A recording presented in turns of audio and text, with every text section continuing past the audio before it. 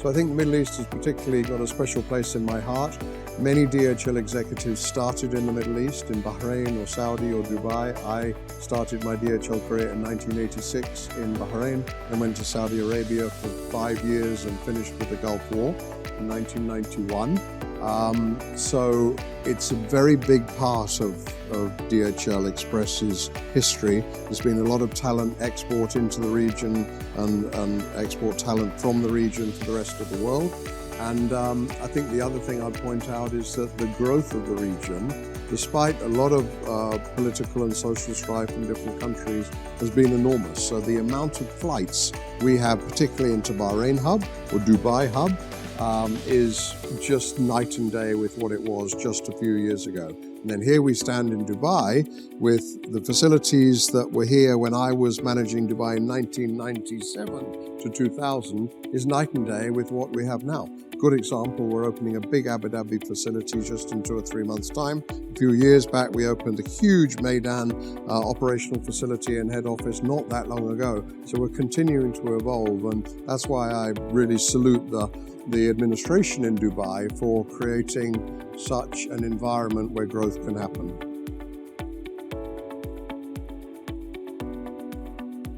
So there's an Instagram I see where someone sort of, buys the package 1 second, then is already calling, where is it? Well, we're getting to that stage with B2C, people that don't necessarily understand how logistics works, where they literally buy their dress or their shoes from Net-a-Porter or their computer from Apple, they order it, and then 1 minute later they're on our tracking system saying, where is it? Well, it doesn't work quite like that, but if we've got an airway bill number, we can absolutely already tell them it's with courier from the facility in Cork, Southern Ireland, Apple, and it's on its way to there and there and there and there. So our tracking facilities are, real time. We like to add the opportunity for final recipient to track my delivery when it's with courier, so corner by corner tracking, and be able to see the van is coming to their street. It's sophisticated, but it's quite standardized now in the same way as you're tracking your Uber or your taxi or something like that. But it works well, and it gives the customer ultimate shipment visibility.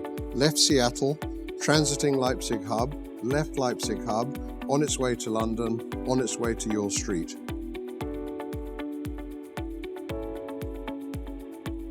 Challenges weren't that unusual. They were things we face anyway. The thing we did have to do is keep up with the pace of which countries and origins were suddenly going to ship a lot more. And the best example I can give you is that pandemic PPE equipment, masks and gloves.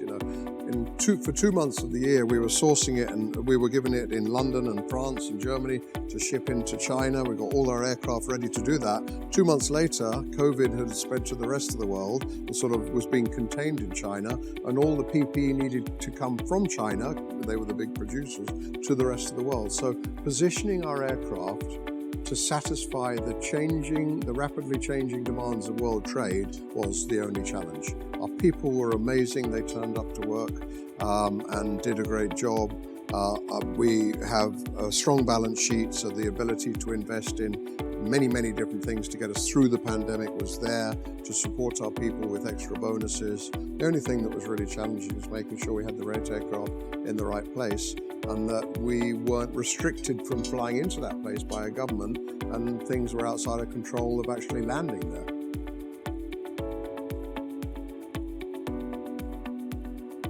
Automation, yeah, so I think that's a big part of our strategy 2025 is digitalization, another word for automation.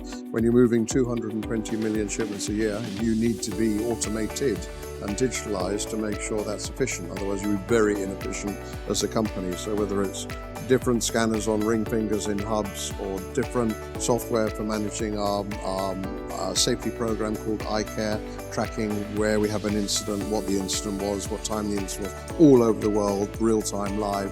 There's all sorts of applications out there that were able to get in quickly as we ride the back of this technological advancements in digitalization.